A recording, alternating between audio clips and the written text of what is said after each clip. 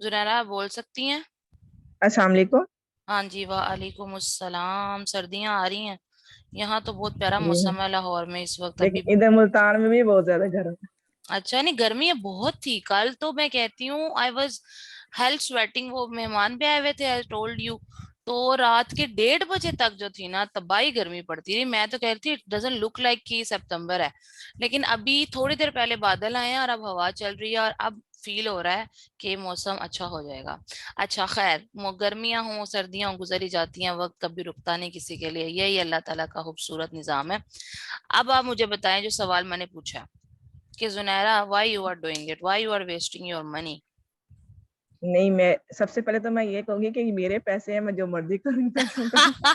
अब मेरे पैसे मेरी मर्जी। Okay okay okay. उसके बाद? ये हर हर किसी की अपनी सोच है। हम सीख रहे हैं, हमें कुछ मिल रहा है तो हम सीख रहे हैं। और जिस नहीं, बंदे ने सीखना होगा आपने उसको कुछ ना। आपने ये सोच के नहीं बताना कि अगर कोई पूछे तो आप उसे क्या कहेंगी। आप ये समझिए कि मैं ही आपसे ये कह रही हूँ, अब आपने मुझे डायरेक्ट आंसर देना है। मैं कह रही हूँ कि जुनैरा तुम पागल हो, तुमने पैसे लगा दिए हैं इतने ज्यादा, क्यों जाया कर रही हो टाइम भी और पैसे भी। Now answer me directly. ठीक है? पैसे तो वैसे जाया नहीं हो रहे, कुछ ना कुछ सीखने को मिल ही रहा है। क्या सीख रही हो तुम? ये क्या चीज क्या है जो तुम सीख रही हो? ये अमेजोन प्राइवेट लेबल, और अभी तो आप प्राइवेट लेबल का सिखा रही हैं, शिपमेंट और कैसे हम अपना बिजनेस कर सकते हैं प्राइवेट। अच्छा ठीक है, तो तुम्हें इससे क्या फायदा होगा करके? कुछ तो मिलेगा ही ना। अच्छा, कुछ तो अगर हम मिलेगा ही बिजनेस ना। नहीं कर सकते तो हम कहीं जो कहीं से कोई हमें वीए कर लेगा, हम उसका काम कर सकते हैं, अपनी सर्विस जुनैरा, प्रोवाइड कर। मार्केट में इतने ज्यादा वीएस हैं, इतने ज्यादा वीएस हैं, तो कोई तुम्हें क्यों हायर करेगा? मैम, जैसे इतने सारे डॉक्टर्स होते हैं पाकिस्तान में, तो पेशेंट भी तो उतने काफी सारे होते हैं। जरूरी तो नहीं है कि डॉक्टर्स के पास कमी नहीं है पेशेंट की, और पेशेंट के पास भी कमी नहीं है डॉक्टर्स की। इसी तरह वीएस के पास भी कमी नहीं होगी तो उन्हें काम नहीं मिलेगा। ठीक है। Okay, thank you very much. Okay, now I am going to ask from Abu Bakar. Abu Bakar, मैं आपको अनम्यूट कर रही हूँ और आप मुझे बताएं कि why you are doing it. तुम क्यों ये कर, मैं तुम इसलिए कह रही हूँ, मैं जस्ट टॉक बात कर रही हूँ एज अ, आप समझो मैं एज अ फ्रेंड हूँ, या मैं एज अ आपका कजन हूँ, या आपकी कजन हूँ, या आपका बहन या भाई हूँ, कुछ भी हूँ। ठीक है? तो जी मैं बताओ अबू बकर, तुम ये कोर्स क्यों कर रहे हो? क्यों टाइम जाया कर रहे हो, पैसे भी जाया कर रहे हो? स्किल्स सीखने के लिए कौन सी स्किल कि सीख रहे हो तुम? amazon की, तो अमेजोन सीख के तुम्हें क्या मिलेगा? क्योंकि ई कॉमर्स फ्यूचर है, उसी में सारा कुछ है। आगे इतनी डॉक्टर्स भी नहीं होंगे अब इतने, क्योंकि सब कुछ कंप्यूटराइज्ड होगा। वो भी इतनी फील्ड्स नहीं है आगे। ई कॉमर्स ही है सारा, ट्रेडिंग वगैरह सारा। तो ये जो स्टॉक ट्रेडिंग होती है, ये वो चीज है? नहीं, फिर ट्रेडिंग ये मतलब कि हम अपने ट्रेड करेंगे ना, अपना बिजनेस स्टार्ट करेंगे। अपना बिजनेस जो भी की, ये तुम चीजें वगैरह खरीद के दोगे लोगों को? चीजें ऐसे? खरीद, हाँ, बताओ क्या करोगे? चीजें खरीद के भी दे सकते हैं, सेल भी कर सकते हैं उनके लिए, ये जो होता है। तो वीए जो होते हैं वो तो मार्केट में इतने ज्यादा हैं, देखा ही होगा तुमने, लेकिन उन्हें नौकरियां नहीं मिल रही, तो इसका क्या मतलब है? फिर तुम क्यों कर रहे हो? तुम नौकरी की गारंटी नहीं है। ये अब ठीक है, okay, thank you so very much Abu Bakar. Okay, now I am going to unmute Humaira. Humaira, आप पहले ही अनम्यूट होती हैं, आप म्यूट होती नहीं है तो आप म्यूट क्यों नहीं होती? Sorry ma'am. अच्छा अच्छा, खैर। मुझे नहीं पता, वैसे कभी मेरी आवाज तो नहीं, मैं बोली नहीं, लेकिन मुझे नहीं पता कि आ, मैं अनम्यूट हूँ। सॉरी। नहीं नहीं, कोई ओके, मसला अस्सलाम नहीं, वालेकुम एवरीवन। वालेकुम जी जी अस्सलाम। हाँ हुमैरा, क्या टाइम जाया कर रही हो, पैसे जाया कर रही हो यार? तुम क्या चीज सीख रही हो तुम? जी। ओ नो, मैंने टाइम पहले जाया किया है। बहुत सारा टाइम जाया कर लिया मैंने पहले। अभी मेरा टाइम इन्वेस्ट हो रहा है बहुत अच्छे से, और मेरे पैसे भी, शुक्र है कि मैं अभी एक पॉइंट पे आ गई हूँ। बिकॉज amazon एक बहुत ही अथेंटिक प्लेस है, जिसपे हम जो जॉब नहीं कर सकते बाहर निकल के, या कुछ नहीं कर सकते, वो अमेजोन पे काम करें और अर्न करें। और मैं सिर्फ अमेजोन इसलिए कर रही हूँ कि मुझे अर्न करना है अपने फ्यूचर में अब, क्योंकि मैंने पहले बहुत सा टाइम वेस्ट कर लिया है। और अमेजोन ऐसे एक हो गया है कि सिर्फ हमारा वे ऑफ लिविंग इस पे डिपेंड कर रहा है। अभी मेरे ख्याल में कुछ टाइम ऐसा होएगा कि हम खाना भी अमेजोन पे ही ऑर्डर करेंगे। सो मैं इसलिए कर रही हूँ कि मुझे इस पे अपनी मतलब बिजनेस करना है, अर्न करना है इसके तो थ्रू तुम अमेजोन इस पे अपना बिजनेस सेटअप करोगी? आप इस पे अपना बिजनेस पे। सेटअप करोगी? मैं इसमें इन्वेस्ट करूंगी, लाइक जैसे मैं प्रोडक्ट सर्च कर रही हूँ तो मैं उसी पे ही अपने पैसे इन्वेस्ट करके अमेजोन पे अपनी मनी लगा रही हूँ ताकि मैं फ्यूचर में इसे अर्न कर सकूं। अच्छा, तो ये तो क्या उसे कहते हैं, मैंने सुना है अमेज़न बहुत बड़ा है, तो वहां पर आपके क्या चांसेस हैं आप जीतोगे? मतलब आप अर्न करोगे, क्या चांसेस है इस चीज के? स्टार्ट तो करे ना। ये तो पहले भी यही सोचते सोचते तो पहले भी बहुत सारा टाइम जाया कर दिया कि हम कुछ नहीं कर सकेंगे, अमेजोन पे बहुत कंपटीशन है, बहुत ये है। तो स्टार्ट तो करें, फर्स्ट स्टेप तो लें, देन वी विल सी इंशाल्लाह। वेरी गुड, ठीक है, very good. Okay Amara, I am going to ask you कि अब आप आंसर करो इस बात का। I am going to unmute you. Okay. अस्सलाम वालेकुम। वालेकुम अस्सलाम जी। हमारा, how are you? I am fine. जी ओके, हमारा। सबसे पहले तो ये है कि जब तक हम कोई चीज सीख नहीं सकते तो हम अपने अंदर ये डर कैसे रख लें कि हम लोग आगे कुछ कर ही नहीं सकते। अच्छा। फॉर एग्जाम्पल हम लोग को ये एजुकेशन, अब हर कोई यहाँ for example minimum 16 years education में है। अब जब शुरू से ये बच्चे हम लोग बैठ जाए कि हम लोगों ने आगे क्या करना है, शायद कुछ कर सके या ना कर सके, तो हमारे तो ये सोना सारी जाया ना। हाँ बिल्कुल बिल्कुल ठीक कह रही हैं आप। इसी तरह जिस तरह आपका जितने भी मंथ्स का कोर्स है, जब हम लोग इससे कुछ लर्न करेंगे, जिस तरह फॉर एग्जाम्पल आप असाइनमेंट्स देती हैं, कोई भी टास्क देती हैं, तो हमारी ये लर्निंग ही है कि हम लोग कुछ ना कुछ तो कर ही रहे हैं ना। जब हम आगे किसी प्लेटफॉर्म पे आएंगे तो यही हमारी असाइनमेंट्स और ये जो हम लोग लर्निंग कर रहे हैं, इसी से ही हम आगे इंशाल्लाह कुछ ना कुछ गेट भी करेंगे। तो हमारा इसके बारे ये जो लोग कहते हैं जी कि अमेजोन तो अकाउंट ब्लॉक कर देता है और पहले ही इतने वीएस हो गए हैं, तो ये इसका क्या मतलब है? इसका मतलब है कि आपके लिए भी चांसेस नहीं है, आपके अकाउंट भी ब्लॉक हो जाएंगे? ब्लॉक तो वो चीज होती है ना, जब हम कोई स्कैम करें या कोई चीज गलत करें, फॉर एग्जांपल जिस चीज में आपने रिस्ट्रिक्शंस लगाई हैं, हम जानबूझ के उस पर ट्राई करें, तो हम तो अपने आप को खुद रिस्क लेने वाले काम कर रहे हैं ना। ठीक है। और ये जो जॉब्स नहीं मिलती वीएस को, ये बड़ी बातें आजकल मार्केट में फैल रही हुई हैं, इसका क्या करेंगे? जॉब तो आजकल पीएचडी वाले को भी नहीं मिल रही और कुछ लोग मैट्रिक पास वालों को भी मिल रही है, as compare to matric pass वालों को भी मिल रही है। ये तो अब मेहनत पे डिपेंड है कि आप किस जगह अपना माइंड लगाते हो और किस जगह अपना टाइम लगा रहे हो। Very good, very good. Thank you so very much. Okay, everyone. Why I am asking all of you about this? देखें, मैं आपको खुल के बताती हूँ। खुल के क्या? स्टार्ट मैंने किया जुनैरा से, अबू बकर से, फिर हुमैरा से और हमारा। हुमैरा का आंसर सबसे ज्यादा इसलिए भी मजे का था कि हुमैरा ने सबसे पहले जो है कॉन्फिडेंस से बात किया। उसके लहजे के अंदर एक एतमाद था कि जो मैं कहने जा रही हूँ वो बेस्ट है। And she started with an argument by saying कि मैंने पहले टाइम जाया किया है, अब नहीं कर रही। तो उसका आर्ग्यूमेंट, उसका अंदाज, उसका बोलना was very very very very confident, और ये कॉन्फिडेंस आपकी आवाजों में आना चाहिए, ठीक है? इसलिए क्योंकि ये वो चीज नहीं जो आपने स्क्रीन के पीछे बैठ के छुप के करनी है। You have to answer. जैसे एक क्लास होती है, उस क्लास में जो नलायक बच्चे होते हैं वो सबसे पहले तो पीछे बैठते हैं जाके, बैंक बेंचर्स होते हैं। दूसरा, उनसे मैडम कोई सवाल पूछ ले तो बस गया, वो उनका दिल ऊपर दिमाग नीचे हो जाता है, ठीक है? और वो लोग जो होते हैं, जो बैंक बेंचर्स होते हैं, वो यूजुअली अपने आंसर को देने में कॉन्फिडेंट नहीं होते हैं। जबकि वो बच्चे जो घर से होमवर्क करके आते हैं, पढ़ के आते हैं, ट्यूशन पढ़ के आते हैं, माँ बाप की वजह से चाहे पढ़ के आते हो, उनका उनका बड़ा सख्त डंडा हो, लेकिन दे आर रेडी, उनका हाथ हमेशा ऊपर होता है, मैं करते रहते हैं। अब ये हमें उस वक्त क्लास में वो बच्चे बहुत बुरे लगते हैं जो मैं करते हैं। हम कहते हैं ये तो पागल है, ये तो है ही पागल, हर वक्त सारा कुछ याद करके आते हैं। बिकॉज हमारी मेंटेलिटी उस स्कूल टाइम के अंदर बहुत छोटी होती है, हमें इतनी अकल नहीं होती। जबकि कहने का मकसद यह है कि अभी आप अमेजोन सीख रहे हो, आपको एक ही बात मैं पढ़ाती हूँ चारों को, और मैं कितने लोगों को एक ही बात पढ़ाती हूँ, लेकिन फिर भी उसमें से कोई बैंक बेंचर बन जाता है और कोई जो है वो फ्रंट रो के बच्चे बन जाते हैं। इसकी क्या वजह होती है? सिर्फ ये नॉलेज में डिफरेंस नहीं, उस्ताद उस क्लास में भी सेम ही पढ़ा रहा होता है, मसला हमारे दिमागों की खिड़कियों का है, पहली बात जो हम नहीं खोलते। और अगर हम खोल भी लें, सब कुछ एब्जॉर्ब भी कर लें, तो हम में ये कॉन्फिडेंस ही नहीं आता कि हमने बात कैसे करनी है। हमारी आवाजें ही कांपती रह जाती हैं। जब हमारी आवाजें ही कांपती रह जाएंगी, हम अपना आर्ग्यूमेंट ही नहीं किसी को दे सकते, हम कैसे आगे बढ़ेंगे? आर्ग्यूमेंट का मतलब लड़ना नहीं होता कि तुसी मेरे गले पै जाओ, कि तू कौन होनी है मनु क्या नाली में पैसे जाया कर रही है। No, that's not the attitude. वीए एक ऐसी चीज है जिसमें आपने क्लाइंट को बताना होता है कि भाई ये देखो, ये ऐसे है, ये ऐसे है। वो आपको फिर काउंटर क्वेश्चन करता है, ऐसे ऐसे तो फिर ऐसे। आप उसे फिर बताते हैं नहीं सर ये पॉइंट है, फिर वो आपको कहेगा इस पॉइंट में ये क्या है। तो कहने का मकसद ये है कि अभी तो मैं बताती हूँ ना आपको कि ऐसे करना है, ऐसे करना है, कल को आपने यही बातें क्लाइंट को बता रहे होने हैं कि मैंने ऐसे करना है, ऐसे करना है, आप मुझे पैसे दें, मैं आपका ऐसे ऐसे पैसा लगाऊंगा। जब आपको अपने जवाबों में कॉन्फिडेंस नहीं लोगे तो आपका वीए जाया है, मैं अभी से बता रही हूँ।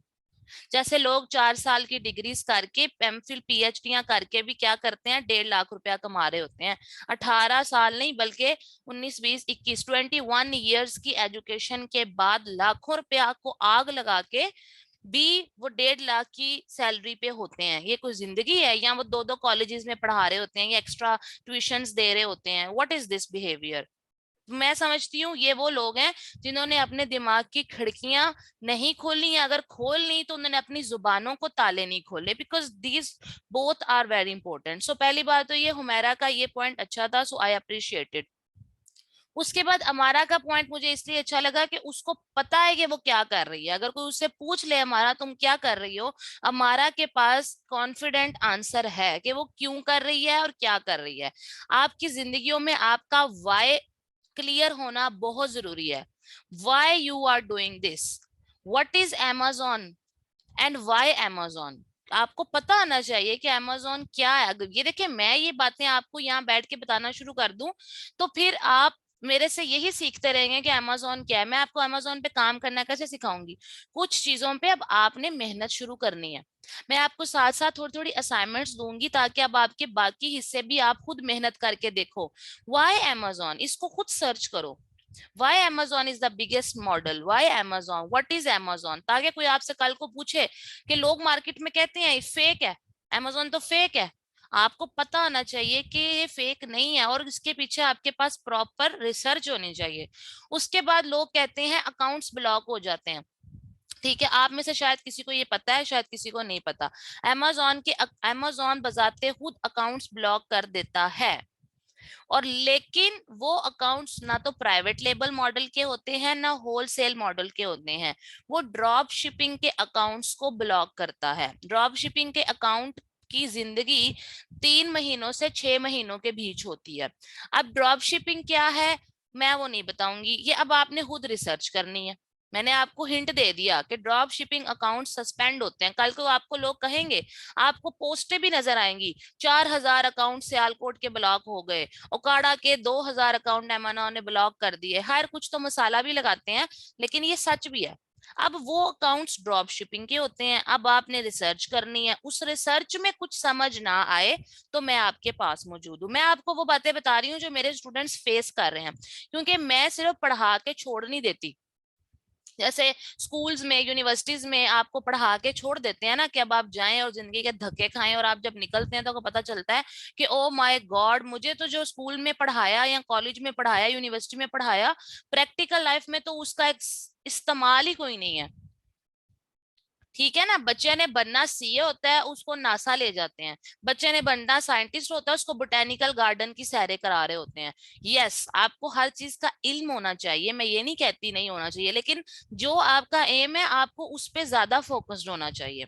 तो स्पेशलाइजेशन जो होती है ना, जैसे डॉक्टर बनना, इंजीनियर बनना, फिर उसमें से गायनाकोलॉजिस्ट बनना है, आई स्पेशलिस्ट बनना है, हार्ट स्पेशलिस्ट बनना है, आपकी फिर ट्रेनिंग्स वैसी होती हैं। लिहाजा अब आप लोग Amazon के वीए बन रहे हो, डिग्री मेरे से सिर्फ पढ़ के कुछ नहीं होना। आप लोगों ने अपने मुद्दों, अपनी बातों, अपनी इस फील्ड से मोहब्बत करनी है। Amazon तभी आपको रिटर्न देगा जब आप Amazon से प्यार करना सीखोगे, Amazon से जुड़ी हुई इंफॉर्मेशन को ढूंढोगे, Amazon से रिलेटेड रिसर्च करो। मैं आपको दूंगी, मैं आपको खुद क्वेश्चंस दूंगी, उन्हीं को बेशक आप सिर्फ रिसर्च कर लो, और रिसर्च में कोई अंग्रेजी समझ ना आए, कोई लाइन समझ ना आए, कोई बात समझ ना आए, आप मुझे पूछो मैडम ये स्क्रीनशॉट भेजो कि ये क्या है, मैं आपको फौरन जवाब दूंगी। मेरे जैसा इंसान इस दुनिया में आपको नहीं मिल सकता, मैं अपने मुंह से ये बात कहती हूँ, जो विद इन फ्यू मिनट्स या कम से come with in few hours अपने स्टूडेंट्स के इंपॉर्टेंट सवालों के जवाब, क्या फजूल सवालों के भी जवाब दे रही होती हूँ मैं, ठीक है। और ऑपोजिट टू माय थिंग कोई टीचर अवेलेबल नहीं होता बच्चों को। मैं तो बल्कि टीचर नहीं हूँ, मैं कोच हूँ, जो हर वक्त आपकी कोचिंग के लिए आपके साथ मौजूद होता है। मुझे डाइट प्लान लेने का बहुत शौक है, मैं आपको सिंपल सी बात बताती हूँ फिर हम कंटिन्यू करते हैं। डाइट प्लान लेने का मुझे बहुत शौक है, लेकिन मेरे अक्सर डाइट प्लान बीच में रह जाते हैं, वजह मोटिवेशन नहीं होती, मोटिवेशन के अलावा कंसिस्टेंसी नहीं आती। अब वो दोनों चीजें मुझे किसी ने बाहर से नहीं देनी, या तो मेरे अंदर हो, और अगर मेरे अंदर नहीं है तो मेरी जो डाइट प्लान देने वाली न्यूट्रिशनिस्ट है ना, उसका कोई इस तरह का सिस्टम होना चाहिए। मुझे हमेशा ये लगता है कि वो मुझे हफ्ते महीने में, ओ सॉरी, वो मुझे दिन में एक दफा तो टच करे कि हाँ तहरीम व्हाट्स द अपडेट, या मुझे कोई ऐसी कोटेशन भेज दे जो देख के मेरा दिल करे कि नहीं यार तहरीम कंटिन्यू करो। मतलब वो मुझे थोड़ा सा बूस्टर उसकी तरफ से चाहिए होता है, लेकिन न्यूट्रिशनिस्ट को कोई परवाह नहीं होती। वो उसके मुकाबले में उनसे थोड़ा सा महंगा प्लान जो बेच रहे होते हैं ना, 5,000 10,000 वाला, वो आपको कहते हैं कि आपको पूरे दिन में जो है ना व्हाट्सएप सपोर्ट मिलेगा। उसमें क्या होता है, आप उन्हें जब मैसेज करते हैं वो आपको जवाब देते हैं, वो आपको पैम्पर कर रहे होते हैं कि जी आप करो, और आप वाकई मोटिवेट होते हो और आप कर लेते हो। इसी तरह से अमेजोन का कोर्स तो आपको हर जगह मिल जाएगा, फ्री वीडियोस पड़ी हुई हैं, ठीक है। यूट्यूब खोलो, मेरे जितने टॉपिक्स मैं पढ़ा रही हूँ उससे ज्यादा चीजें आपको आपको लगेगा कि आप सीख जाओगे बाहर से।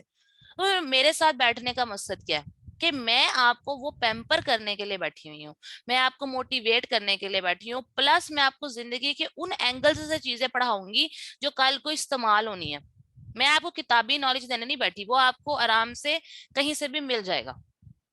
तो मेरे से फायदा उठाएं, ठीक है, मेरी मौजूदगी का फायदा उठाएं, मैं मुझसे पूछें, मेरे साथ चलें। मैंने आपको पहले भी कहा था मेरा ई कॉम फोक्स का इंस्टाग्राम फेसबुक फॉलो करें, वहां पोस्ट आती हैं वो पढ़ें। अगर नहीं पता चल रहा कि क्या है, मुझे उसमें टैग करें या मुझे वैसे पिक्चर भेजें कि मैडम ये आपने पोस्ट की है, इसका क्या मतलब है, मुझे समझ नहीं आया। क्योंकि बहुत सी चीजें हैं जो मैं यहाँ आपको 1 घंटे में नहीं पढ़ा सकती, मैं वहां पोस्ट कर देती हूँ, वो लिंक्ड ही होती हैं। अगर आप पढ़ो तो आपको समझ आ जाएगी, बट बशर्त ये कि अगर आप पढ़ो।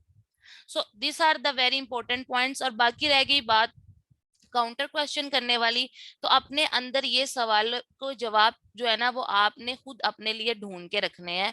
लोग आपसे पूछेंगे तुम टाइम जाया क्यों कर रही हो, तो आपने उन्हें इस बात का जवाब खुद देना है, रिसर्च करके।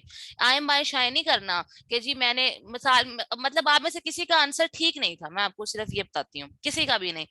क्यों? क्योंकि आप जो कर रहे हो ना उसका जवाब आपने अपने सोच से नहीं देना, आपने उसका जवाब प्रूफ के साथ देना है। प्रूफ कहते हैं कि आपने नंबर्स के साथ जवाब देना है कि जी इतने इतने परसेंट जो है अमेजोन इतनी इतनी कंट्रीज में काम कर रहा है, इतने इतने परसेंट जो है वो लोगों को मुनाफा हो रहा है। इस तरह के कुछ नंबर्स अपनी जुबान पे चढ़ा लें, क्यों आपने उन लोगों को बताने हैं कि ये फिगर्स हैं जिसकी वजह से आई एम चूजिंग अमेजोन, और ये चीजें हैं, ये सक्सेस स्टोरीज हैं, ये फेलियर्स हैं। इस तरह की रिसर्च आपने खुद करनी है, ताकि कल को जब कोई आपको इस तरह पूछे, डीमोटिवेट करने की कोशिश करे, तो आपको पता हो कि ये जो कह रहे हैं कि ये फेक है, ये फेक इनको लगता है।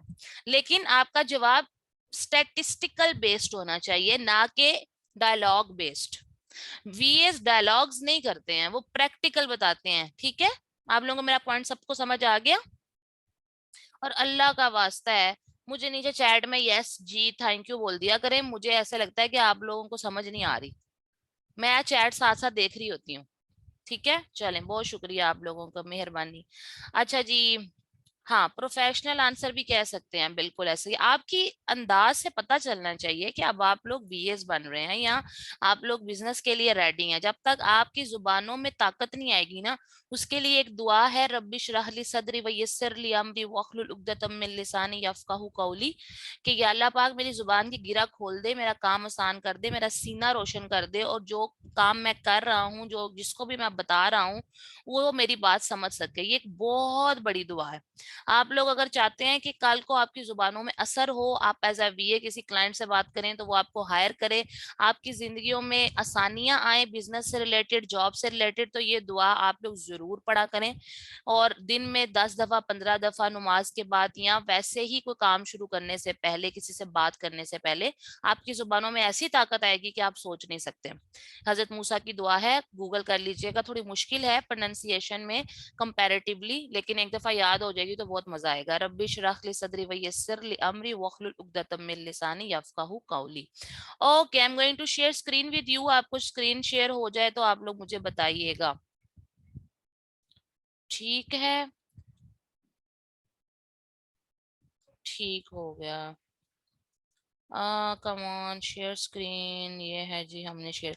कल मैंने आप लोगों को बताया था कि आपने अली बाबा पे जाके किस तरीके से काम करना है। हुमैरा ने मुझे ग्रुप में अपने नोट्स भी शेयर किए हैं जो वो बना रही हैं, प्लस उन्होंने जो काम किया है वो भी। आप लोग बाकी अवाम भी, अभी बेशक हो सकता है कल टाइम ना लगाओ, लेकिन अभी आपके पास पूरा वीक होता है, तो अब आप लोगों ने ये लाजमी करना है, ठीक है? आप लोगों ने अपने मुझे नोट्स भी शेयर करने हैं अमेजोन के जो बना रहे हो लेक्चर सुनने के बाद। और इसके अलावा आप लोगों ने जो, मैं आपको इसीलिए नहीं नोट्स दे रही, मैं नोट्स देती थी पहले, मैं PDF देती थी, PDF के बाद मैं रिटर्न नोट्स देने लग गई हूँ। और रिटर्न नोट्स आपकी दफा मैंने वो भी बंद कर दिए हैं। मैंने हिसाब लगाया है कि बच्चे लेक्चर रिवाइज ही नहीं करते, तो अब इसीलिए मैंने आप लोगों को कहा है लेक्चर में मैं एक भी पॉइंट मिस नहीं करती। आप लोग लेक्चर देख के नोट्स बनाएं अपने हाथों से, मैंने आपको रिटर्न नोट्स नहीं देने, ठीक है?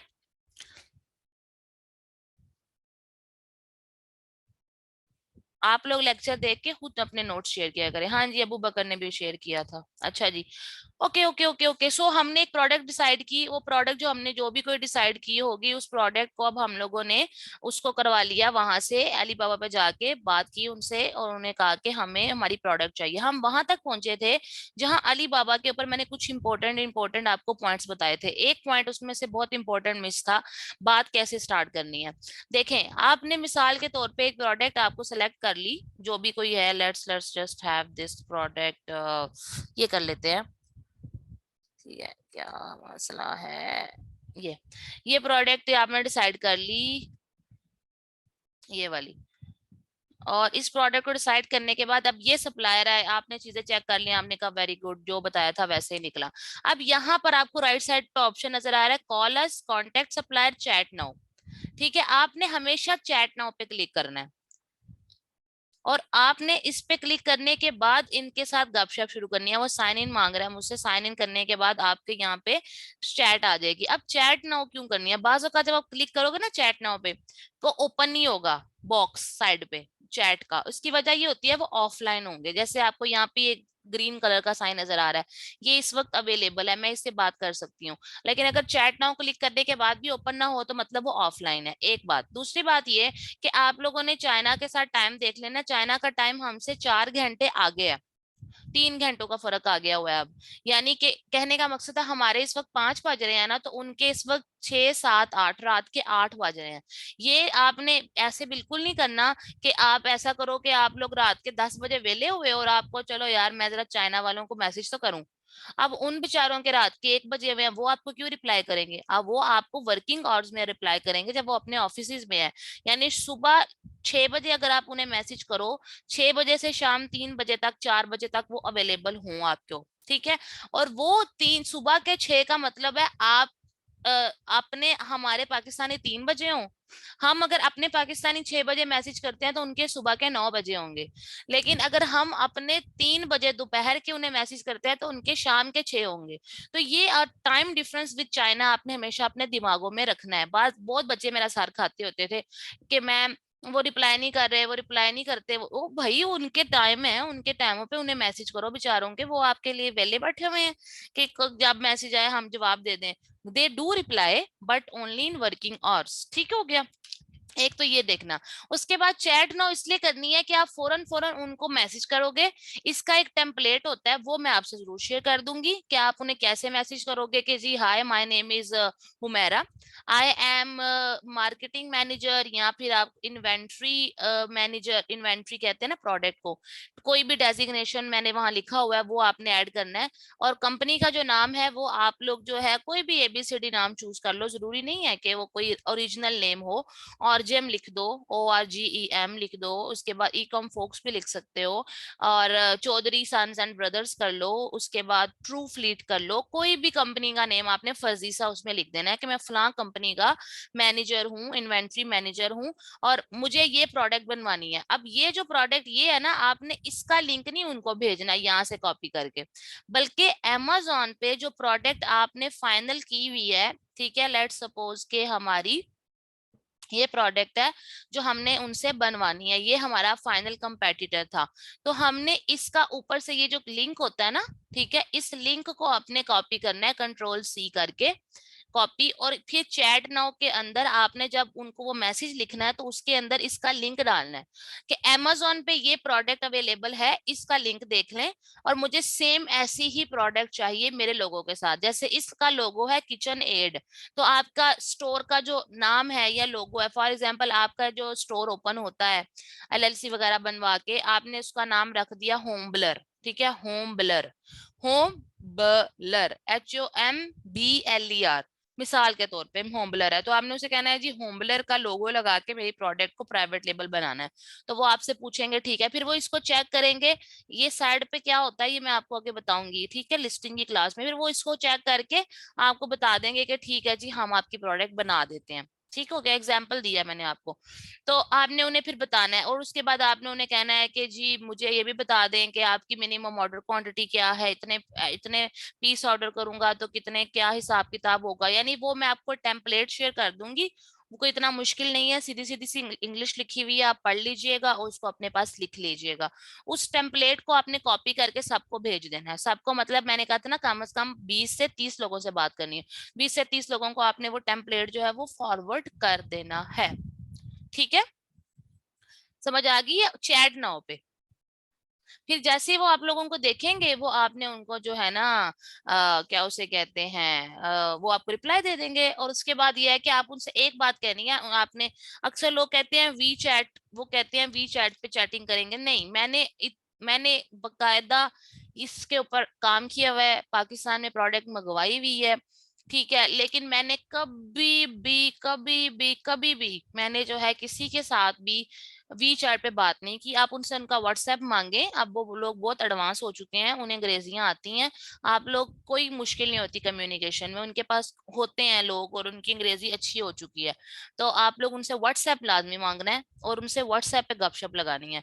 ठीक है, कुछ नहीं होता, आप ये हो जो हाई मेरा नंबर लीक हो जाएगा, कुछ भी नहीं, कोई टेंशन वाली बात नहीं है, you can easily chit chat with them. ठीक है, और चिट चैट आपने उनके साथ करनी है और फिर उसके बाद आपको आइडिया हो जाएगा। ये दो बातें हो गई। अब बात आती है सबसे इंपॉर्टेंट, कि वो आपको जितना भी रेट देते हैं, जो भी वो आपको रेट देते हैं, आपको कैसे पता चलेगा कि मैंने इनसे ये बार्गेनिंग करनी है? कि फॉर एग्जांपल आपको कैसे पता चलेगा कि ये जो पठान है मिसाल के तौर पे ये दे रहा है 400 रुपए का कुछ, तो एक्चुअली वो 200 रुपए का है या 180 की आती है? ये तभी पता चलता है या तो किसी और ने खरीदी हो या आपको ऑलरेडी पता हो कि इसकी इतनी ही वैल्यू है। ऐसे ही है ना, जिसे आप टारगेट प्राइस कहते हो। बाज चाइनीज आपसे डायरेक्ट भी पूछते हैं तुम्हारी टारगेट प्राइस क्या है, आपने उनसे प्राइस कम करानी है तो तभी कराओगे ना जब आपको पता होगा कि कितने की क्या चीज आ रही है। अब वो टारगेट प्राइस के लिए मैंने कल आपको एक चीज सिखानी थी, and that is called FBA calculator. आप लिखोगे गूगल पे जाके FBA कैलकुलेटर USA। देखें, आपने अगर यूके का करना है तो आपने आगे यूके लिखना है, अगर आपने यूएसए का करना है तो आपने आगे यूएसए लिखना है। इसकी वजह यह है कि कैलकुलेटर के अंदर वैल्यूज जो होती है ना, वो करेंसी वो चेंज हो जाती है। अगर आपका इंडिया का हो तो आपने आगे इंडिया लिखना है, अगर आपका यूएई का है तो आपने आगे FBA कैलकुलेटर UAE लिखना है। ठीक है, FBA का आपको मैंने कल बता दिया था, फुलफिलमेंट बाय अमेजोन। ये जो कैलकुलेटर है ना, ये बेसिकली आपको अमेजोन की फीसिस के अबाउट भी बताता है और सारी कैलकुलेशन करके देता है प्रॉफिट मार्जिन की। मैं क्या कहना चाह रही हूँ, मैं आपको प्रैक्टिकली दिखाती हूँ। आपने सिंपल पहले गूगल पर जाके लिखा FBA कैलकुलेटर USA और यहां जाकर FBA revenue calculator Amazon seller central पे क्लिक किया। आपने कंटिन्यू एज गेस्ट कर दिया, ठीक हो गया। आपने कंटिन्यू एज गेस्ट कर दिया और उसके बाद जो है आपने यहाँ पे आपको नजर आएगा we are testing a new version of FBA calculator. For more information how to use, ये विजिट करें और यहाँ go back to old version, तो आपने go back to old version करना है। अभी नया वाला जो है वो टेस्टिंग के ऊपर है, इसलिए हम लोग उसको यूज नहीं कर सकते। Come on, go back to old version, क्यों नहीं हो रहा? अच्छा, ये इन्होंने पक्का पक्का इम्प्लीमेंट कर दिया।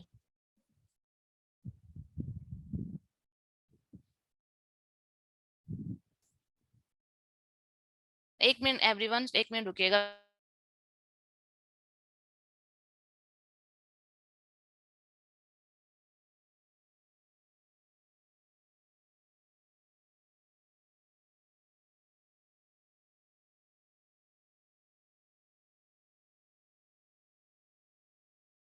अच्छा, ये जो है ना कैलकुलेटर, ये एक्चुअली हम पुराना ही यूज कर रहे थे, मैंने भी नहीं इसको यूज किया वैसे, फिर मुझे अभी आपके सामने ही यूज करना पड़ेगा। Okay, let's try it. इसमें आपने सबसे पहले क्या करना होता है, जो प्रोडक्ट आपने फाइनल किया ना, लेट्स सपोज कि ये प्रोडक्ट है जो मैंने फाइनल किया, इसका एसिन कॉपी करना होता है। एसिन आप लोगों को नहीं पता होगा क्या होता है। एसिन कहते हैं Amazon standard identification number. I repeat, Amazon standard identification number. जब भी कोई प्रोडक्ट Amazon के ऊपर अपलोड होती है तो Amazon को कैसे पता चलेगा कि ये किसकी प्रोडक्ट है, तो वो उसको एक नंबर दे देते हैं। जैसे हुमैरा की प्रोडक्ट को एक नंबर दे दिया, नंबर 1, जुनैरा की प्रोडक्ट नंबर 2, तहरीम की प्रोडक्ट नंबर 3। लेकिन 1 2 3 तो इतना आसान नहीं होता, तो उससे पहले फिर कुछ नंबर्स लगा के वो एक सीरीज ऑफ नंबर जो होती है, जिसे आप कोड भी कह सकते हैं, वो एक कोड बना देते हैं।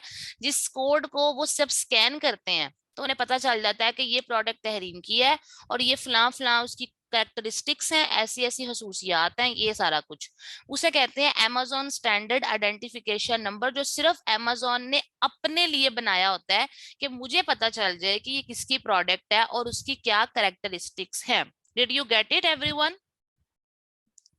Amazon standard identification number is a special code or a number which is given by Amazon to a product whenever a person uploads a product।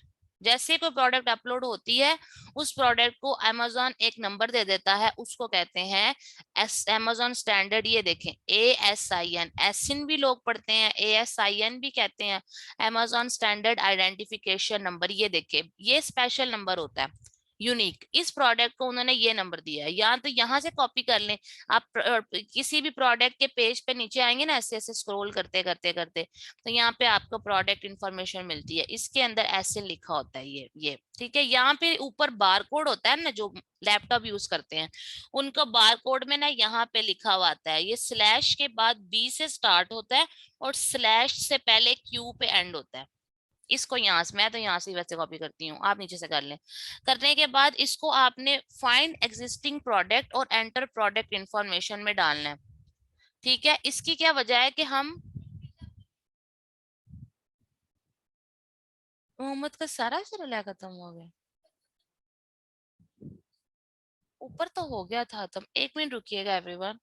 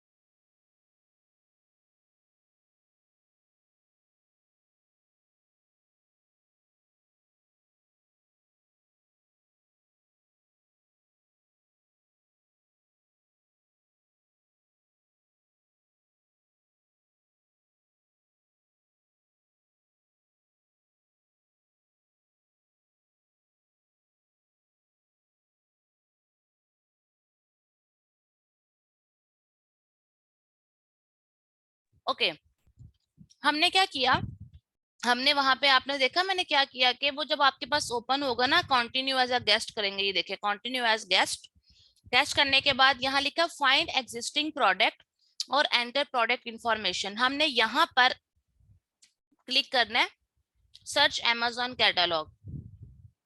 ठीक है। और यहाँ पर हमने जहाँ search for product on Amazon लिखा हुआ है ना, यहाँ पे पहले मार्केट डिसाइड करनी है यूएस, और आगे यहाँ पे उसका कोड डाल दिया एसिन, ठीक है, और इसको सर्च किया तो देखिए उसने आपको ये प्रोडक्ट निकाल के दे दी। यही प्रोडक्ट है ना जो हमने वहां पे देखी है ये, ठीक है, सेम टू सेम प्रोडक्ट उसने आपको निकाल के दे दी। ये उसका एसिन है, ये उसका वेट है, ये उसकी डायमेंशंस है, ठीक है, ये उसका Amazon स्टोर है, ये उसका सेल्स रैंक है, ये सारा कुछ उसने उसको आपको सारी इंफॉर्मेशन प्रोवाइड कर दिया। अब यहाँ पर क्या होता है, यहाँ पर दो चीजें आती हैं। आपको पता है कि Amazon फुलफिलमेंट का मतलब होता है FBA, योर फुलफिलमेंट का मतलब होता है FBM, ठीक है।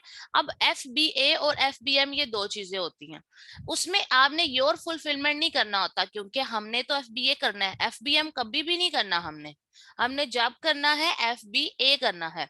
तो FBA के लिए ये वाला जो है ना वो हमारे पास आ जाएगा, ठीक है, हमने उसको कैंसिल कर दिया ताकि वो छुप जाए। यहाँ से हमारे पास ये Amazon फुलफिलमेंट वाला आ गया। अब क्या होता है, वो कहता है सेल्स प्राइस। सेल्स प्राइस का मतलब है कितने की बेचोगे। सेल्स प्राइस का क्या मतलब है कि तुम कोई चीज कितने की बेचोगे। जैसे ये है, इसने लगाई हुई है 1499 यानी कि $14.99 की। एक्चुअल इसकी प्राइस थी 24.99, उसने उस पर सेल लगाई हुई है। तो Amazon ने इसकी ये वाली प्राइस उठा ली है कि ये इसकी सेल्स प्राइस है, ये इतने की बेच रहा है। आपने सेल्स प्राइस कभी नहीं देखनी होती, मैंने पहले भी बताया, आपने हमेशा ओरिजिनल प्राइस देखनी होती है। इसकी ओरिजिनल प्राइस है 24.99। आप जब नए सेलर होते हैं ना तो आप अपने सेलर से हमेशा $1 या कुछ सेंट्स कम ही रखते हैं।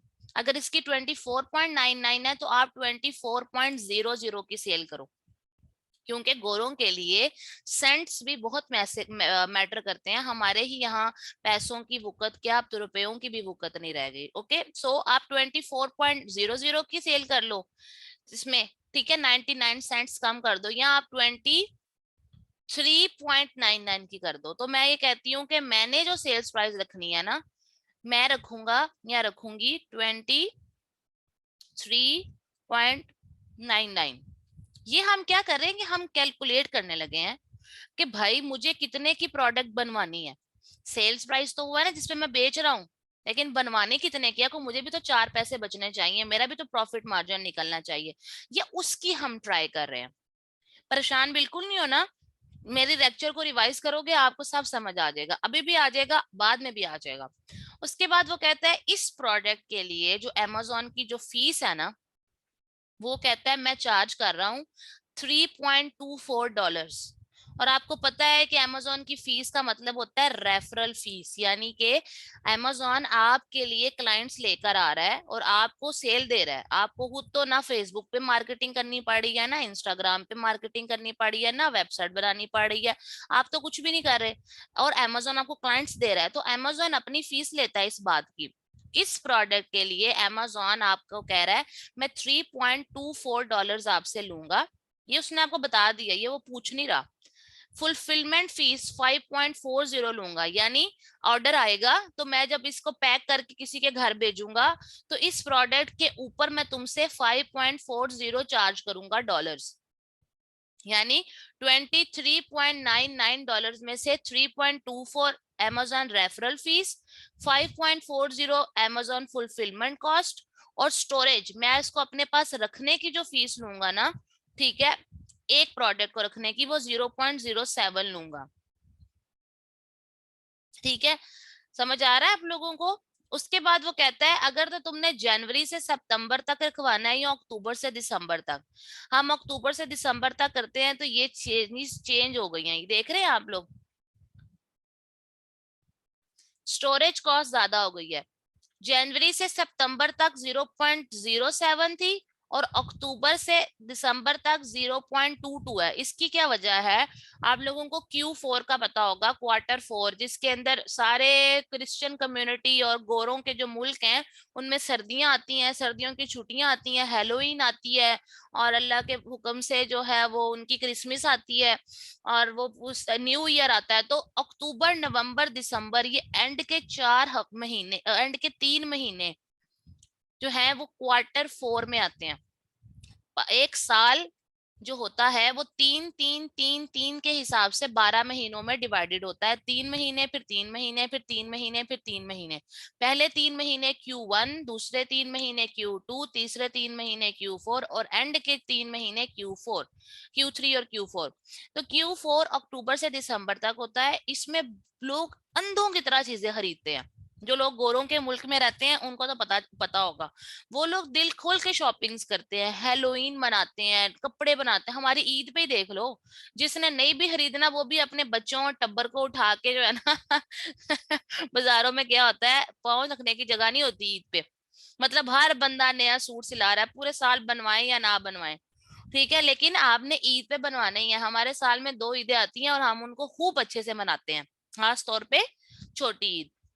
इसी तरह से वहां पर भी जो ईद होती है, हेलोइन होती है, छुट्टियां होती हैं, न्यू ईयर होते हैं, उनके आते हैं एंड के 3 महीनों में। सो वहां पर अमेजोन फिर अपनी स्टोरेज फीस को बहुत ज्यादा कर लेता है और जनवरी से सितंबर में थोड़ी कम कर लेता है। तो अभी आपने देखना है कि आपने इस प्रोडक्ट को जब भिजवाना है तो कौन से महीनों में भिजवाना है, वो आप अंदाजा लगा लोगे, ठीक है। अच्छा, ये सेलेक्ट कर लो, ये सेलेक्ट कर लो।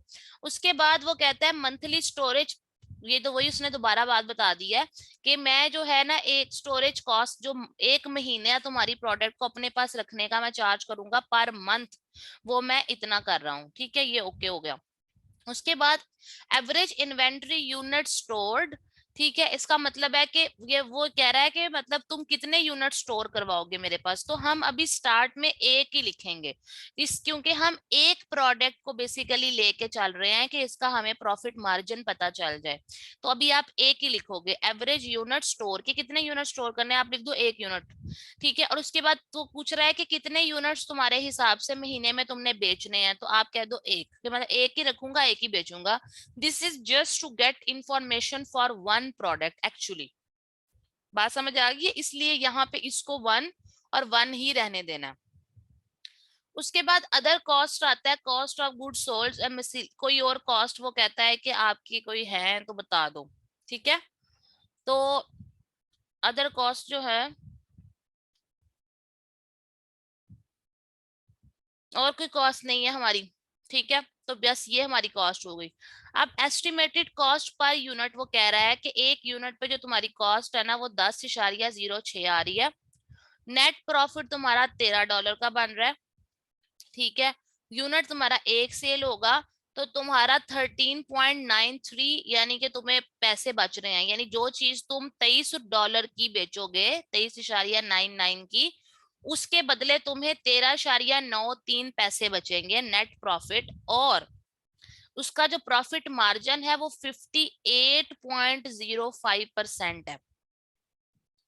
अब आपको मैं यहाँ एक पॉइंट बताती हूँ कि आपके ये जो प्रॉफिट मार्जिन है ना, जो नेट मार्जिन लिखा हुआ है परसेंटेज के साथ, ये आपका 28% से 35% के बीच में होना चाहिए। 28 से $1 भी या 1% भी, सॉरी, कम मुझे एक्सेप्टेबल नहीं है। ज्यादा से ज्यादा चाहे 70 पे चला जाए, आई डोंट केयर, लेकिन मिनिमम 28 से मैक्सिमम 35 की एक रेंज होती है। Maximum can be increase but minimum is not acceptable lower than 28%। इतना समझ आ गया है तो मुझे बताएं यस।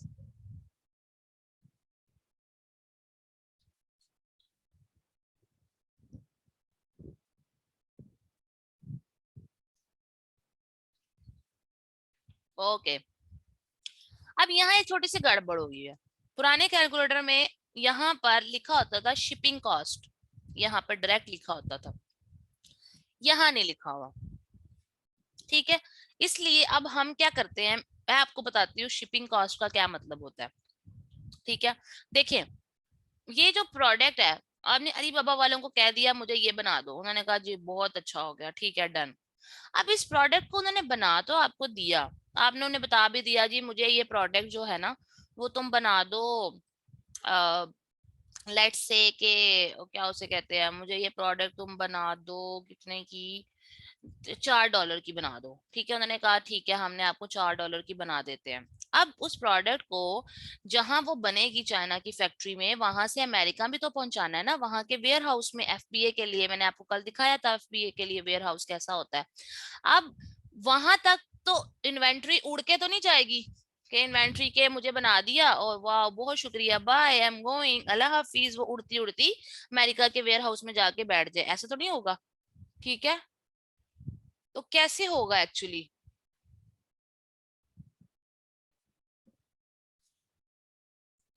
मुझे चैट बॉक्स में जल्दी से बताएं कि क्या होगा।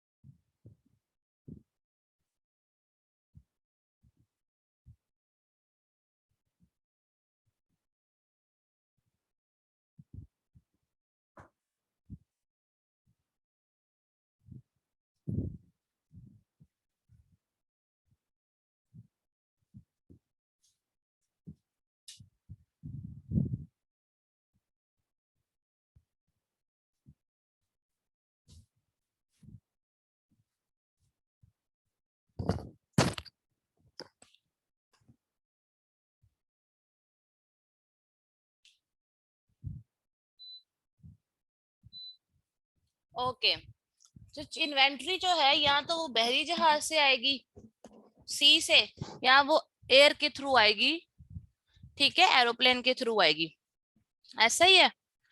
तो अगर हम ये मान लें कि शिपिंग होगी तो उसके अंदर बेसिकली शिपिंग फीस पड़ेगी, ठीक है ना। वो चाहे समुद्र से आए चाहे वो हवा से आए, मतलब बाय एरोप्लेन आए या बाय सी आए, उसके लिए एक शिपिंग कॉस्ट होती है। अब उसके लिए बेसिकली कुछ टर्मिनोलॉजीज होती हैं, I will share that with you as well, अगर भूल जाऊं मुझे रिमाइंड कराना है। एक होती है डीडीपी, कंफ्यूज नहीं होना इसमें आपने। डीडीपी का मतलब क्या होता है, मैं बड़े आसान अल्फाज में बता रही हूँ, रिपीट करूंगी तो आप लिख लीजिएगा, ठीक है, अभी नहीं बाद में। डीडीपी का मतलब होता है कि एक पर्सन ने आपको कहा कि मैंने तुम्हारी प्रोडक्ट बना दी है, ये कंपनी वाले, ये देखें ये इनकी फैक्ट्री है, ठीक है, इनकी कंपनी है, इन्होंने आपकी प्रोडक्ट बना दी ये वाली, उनको पैक कर दिया, और उसके बाद उन्होंने कहा कि ठीक है आपको आपकी प्रोडक्ट मिल जाएगी, और हम आपकी प्रोडक्ट को चाइना से उठाकर अमेरिका के वेयर हाउस तक पहुंचा के आएंगे। हम ही इसको लोड करेंगे, अनलोड करेंगे, जैसे भी समुंदर से लेके जाना है तो हम ही सारा कुछ आपके लिए मैनेज करेंगे।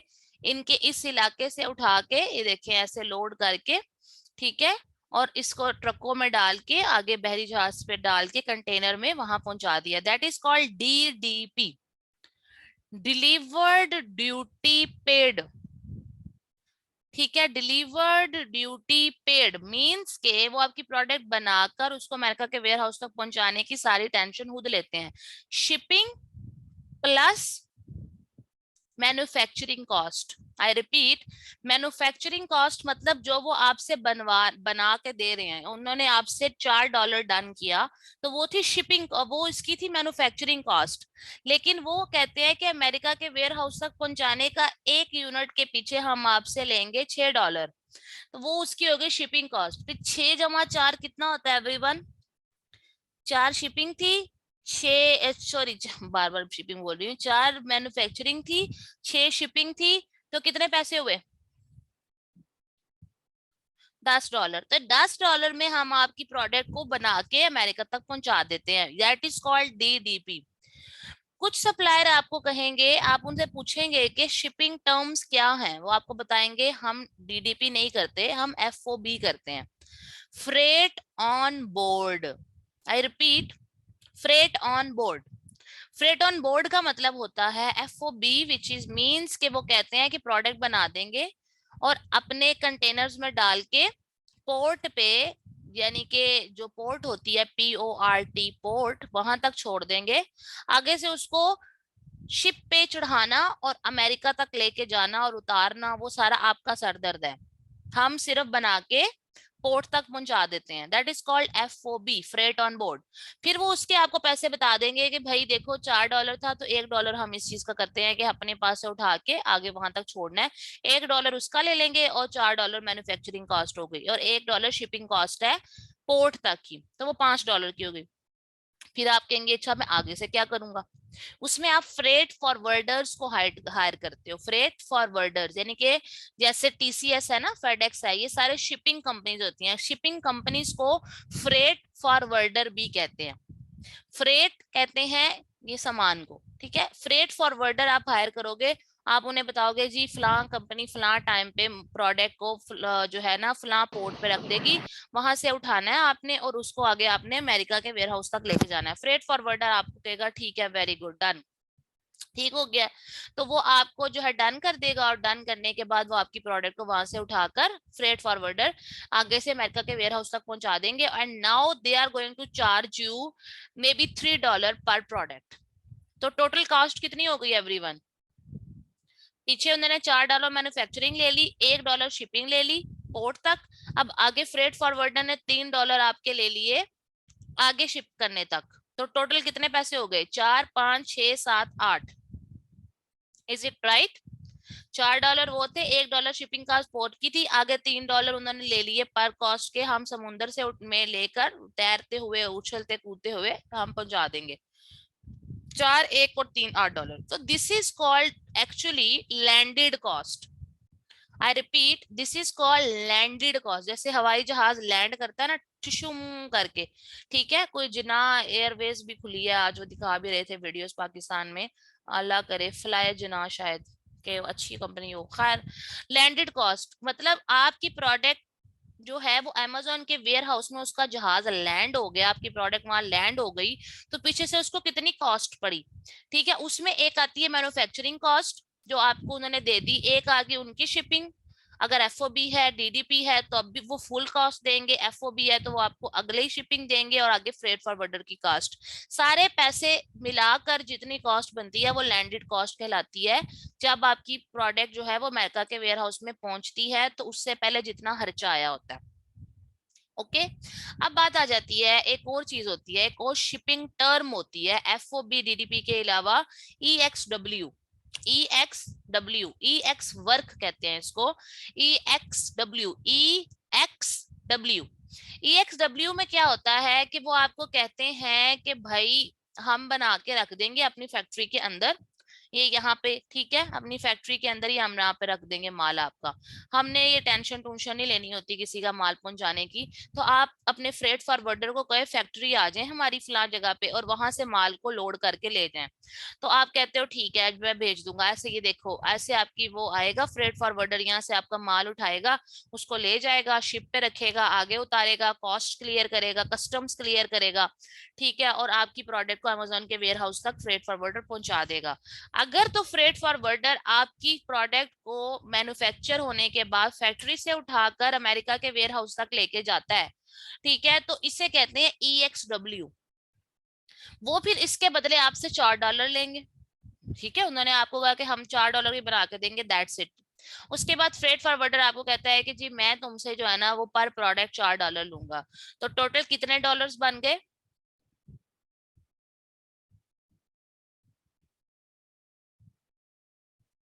एवरीवन, $4 EXW मतलब के मैन्युफैक्चरिंग कॉस्ट, अगर सिर्फ मैन्युफैक्चरिंग कॉस्ट होती है ना तो उसको EXW कहते हैं। अगर वो आपकी प्रोडक्ट को बना के आगे से उठा के आगे लेके जाते हैं तो वो आपकी कॉस्ट जो होती है ना वो आती है अगली कॉस्ट जो मैंने आपको बताई FOB। और अगर पोर्ट से आगे लेकर जाता है और सारा कुछ क्लियर करता है DDP की शक्ल में तो वो DDP होती है। मुझे बताया नहीं किसी ने अभी तक। EXW में $4 अगर मैन्युफैक्चरिंग कॉस्ट है और फ्रेट फॉरवर्डर आगे से $4 लेता है प्रोडक्ट को फैक्ट्री से उठाकर अमेरिका के वेयर हाउस तक ले जाने के लिए, तो how much dollar is that? Total $8 is the landed cost. Very good. Manufacturing cost, I repeat, manufacturing cost plus shipping cost is equal to the landed cost. या मैं यूं भी कह सकती हूँ आपको कि अमेरिका के वेयर हाउस तक प्रोडक्ट पहुंचने से पहले की जितनी भी कॉस्ट है वो सारी कॉस्ट लैंडेड कॉस्ट कहलाती है। ठीक है, अच्छा अब हम इधर आ जाते हैं, यहाँ उसने लिखा है अदर कॉस्ट, ठीक है, मिसलेनियस कॉस्ट या cost of the goods sold. ठीक है, अब यहाँ दो चीजें ऐड होनी है। नंबर वन के cost of the goods sold, यानी कि वो कह रहा है कि तुम्हें कितने की पड़ी वो प्रोडक्ट, समझ रहे हैं। कॉस्ट ऑफ द प्रोडक्ट का मतलब है कि मैन्युफैक्चरिंग कॉस्ट क्या है, जल्दी से देख लें, ये तो सेलिंग कॉस्ट है जितने की बेचोगे, ये अमेजोन ने अपनी कहानी सुना दी मैं इतने लूंगा। तो अब आपने यहाँ वो तो बताया नहीं कि आपकी मैन्युफैक्चरिंग कॉस्ट क्या है, तो कॉस्ट ऑफ द गुड्स के अंदर आपने यहाँ लिखना है मैन्युफैक्चरिंग कॉस्ट, जो अभी हमने एग्जांपल के तौर पे कहा कि $4 है। ठीक हो गया कि $4 की वो मुझे बना के दे रहा है। अब यहाँ लिखा है मिसलेनियस कॉस्ट, यानी कि एक्स्ट्रा खर्चे जो और कोई हैं। अब वो कौन से खर्चे हैं हमारे, अभी हमने देखा शिपिंग के, अगर एफओबी करेंगे तो $1 प्लस $4 था, $3 था सॉरी, अगर वैसे करें तो हमने घुमा फिरा के कहानी को $4 तक ही रखा हुआ है शिपिंग कॉस्ट में। तो यहाँ मसलिनियस कॉस्ट में शिपिंग कॉस्ट ऐड होगी। मैं अगर वो $4 कर देती हूँ, ठीक है, तो अब आप जरा कैलकुलेटर का कमाल देखें, ये बड़ा खूबसूरत एक सिस्टम अमेजोन ने बनाया हुआ है आपको पहले से बताने के लिए कि अल्लाह के बंदो जो बिजनेस करने जा रहे हो उसमें ये कॉस्टें ऐड होंगी तो ये प्रॉफिट मार्जिन निकलता है, वरना प्रॉफिट मार्जिन के लिए बड़ी कैलकुलेशंस करनी पड़ जाती हैं आपको। ठीक है, अब ये देखें वो कह रहा है कि एक कॉस्ट की जो तुम्हें, एक प्रोडक्ट की जो तुम्हें कॉस्ट पड़ी है ना वो 18 की पड़ रही है। ठीक है, और उसके बाद जो तुम्हें एक यूनिट पे प्रॉफिट आ रहा है वो $5.93 का आ रहा है। ये देखें, यानी अगर कोई चीज अगर आप $23.99 की बेच रहे हो तो उसके पीछे आपको $5.93 बचते हैं, और अगर तुम उसी चीज को परसेंट में ले जाओ तो वो 24.70% है, जो कि हमारे लिए एक्सेप्टेबल नहीं है, हमने कहा था 28% मिनिमम। अब आप क्या करेंगे, आपको तो प्राइस मिल गई, अब यहाँ आप करेंगे बहस, ये वो वाली बहस है जब आपको पता हो कि कितने की चीज लूंगा तो फायदा होगा। अब आप दो जगह बहस करोगे, एक बहस करोगे आपके नहीं मैंने $4 की नहीं बनवानी, मेरी तो प्रॉफिट ही नहीं निकल रही, मुझे तुम $3 की प्रोडक्ट बना के दो। तो अगर वो आपको $3 की प्रोडक्ट बना दे तो ये देखें 28.87, वाह व्हाट आ मार्जिन। ठीक है, और अगर वो आपको कहता है ना ना मैंने $4 से तो नीचे बनानी ही नहीं है, आप कहते चलो ठीक है कोई बात नहीं तुम 4 की दे दो, तुमसे बहस नहीं हो पा रही, आप शिपिंग वालों से बहस करें कि भाई देखो यार क्या हो गया है, मेरे यूनिट्स ले जाओ, करो कुछ मैनेज करो, ये है वो है फला है वो, अगर आपको कहते हैं चलो तो $3 ले लेते हैं तो फिर भी आपका 28 हो गया। और अगर इनको भी आप $3 करा दो, इनको भी $3 करा दो तो ये 33% है, ये जमीन आसमान का फर्क आ जाता है एक एक डॉलर के ऊपर। ऐसे ही नहीं कहते कि सेंट्स भी मैटर करते हैं, अगर वो आपको 3.50 का रेट दे दें तो देखो नीचे 31 हो गया, ये आपको अगर 3.50 का रेट दे दें, ठीक है, तो देखो नीचे 28.87 फिर से आ गया। यानी ये कैलकुलेटर अब आपने इस्तेमाल करना है एग्जाम्पल के तौर पे और देखना है कि क्या आपको आइडिया हो जाए हर चीज का। जब आप कल को वीए बनोगे, कल को अपना बिजनेस करोगे, तो आपने जब कैलकुलेशंस कर रहे होना ना तो कोई आपसे पूछेगा कि यार प्रोडक्ट कितने की बेचूं तो कितने प्रॉफिट आएगा, आपने फौरन कैलकुलेटर खोलना है और अपने जो भी आपका कोई क्लाइंट है या आप खुद भी कर रहे हो तो आपने उसको बताना है कि इस प्रोडक्ट पे ये फीसिस पड़ती हैं, ये मैन्युफैक्चरिंग कॉस्ट है, ये शिपिंग कॉस्ट है। ठीक है, और इन दोनों को मिला लें तो लैंडेड कॉस्ट बन जाती है, और उसके बाद ये हमारा प्रॉफिट मार्जिन निकलेगा एक यूनिट बेच के, और ये उसकी परसेंटेज है, परसेंटेज 28.00 से 35 के बीच होनी चाहिए। और ये वाला जो रेशो है इससे हमें फर्क नहीं पड़ता, क्योंकि इस कैलकुलेटर में जो चीज देखने वाली होती है वो ये होती है, जब 28.87 होता है तो इसका मतलब है कि आप फायदे में हो। ठीक है, इतनी बात सबको समझ आ गई तो बोले यस।